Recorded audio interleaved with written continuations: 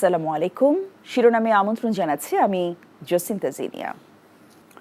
উচ্চশিক্ষার সুযোগ, কমিউনিটি মেডিকেলে নিয়োগ সহ 4 দফা দাবিতে আন্দোলনরত মেডিকেল অ্যাসিস্ট্যান্ট ট্রেনিং স্কুল ম্যাটসের শিক্ষার্থীরা গতরাত থেকে কেন্দ্রীয় শহীদ মিনারে অবস্থান নিয়ে প্রতিবাদ কর্মসূচি পালন করছেন।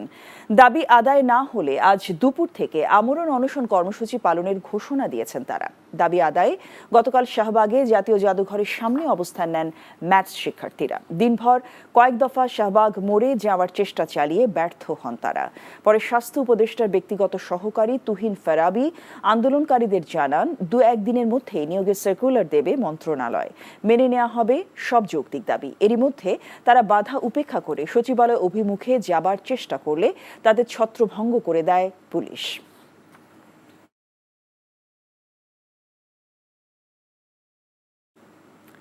ফরিদপুর 1 আসনে গডফাদার হিসেবে পরিচিত ছিলেন আওয়ামী লীগের প্রেসিডিয়াম সদস্য ও সাবেক মন্ত্রী আব্দুর রহমান।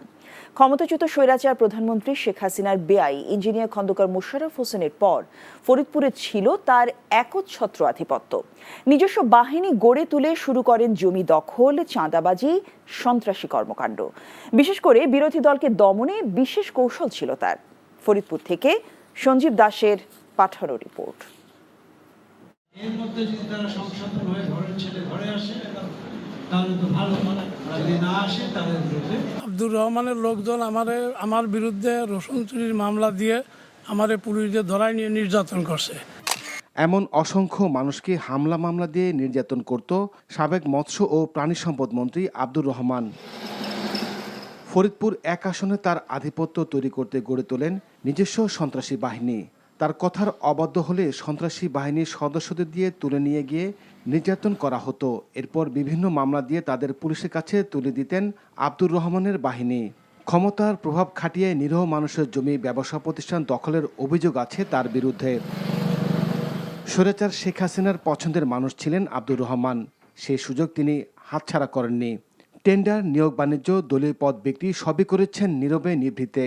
সবই হয়েছে চোখের সামনে, কথা বলার কেউ ছিল না। তার দাপটে ভুতুরে পরিবেশ ছিল গোটা ফরিদপুরের 1 আসন। এই সাধারণ মানুষের নির্যাতন করছে, অনেক অন্যায় অবৈধ কাজ করেছে। এই আব্দুর রহমানের লোকজনের জ্বালায় আমরা এই দেশে থাকার মতন পরিস্থিতি আমাদের ছিল না। মামলা এই সুভাষকে মেরে মামলাটা আমাদের নামে দিল।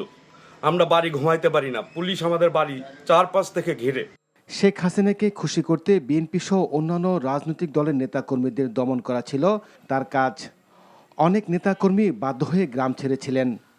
আমরা যারা বিএনপি পরিবার বা আওয়ামী লীগের বিপক্ষের শক্তি বা আওয়ামী লীগের বিপক্ষে চলা লোক, তারা এলাকায় চলাফেরাই করতে পারতাম না, কথা বলাই কঠিন ছিল।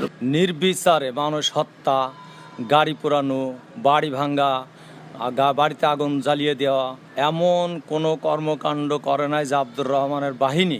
সাবেক মৎস্য ও প্রাণী সম্পদ মন্ত্রী, ফরিদপুর 1 আসনের সাবেক সংসদ সদস্য আব্দুর রহমানের দেশ থেকে নিষেধাজ্ঞা দিয়েছে আদালত।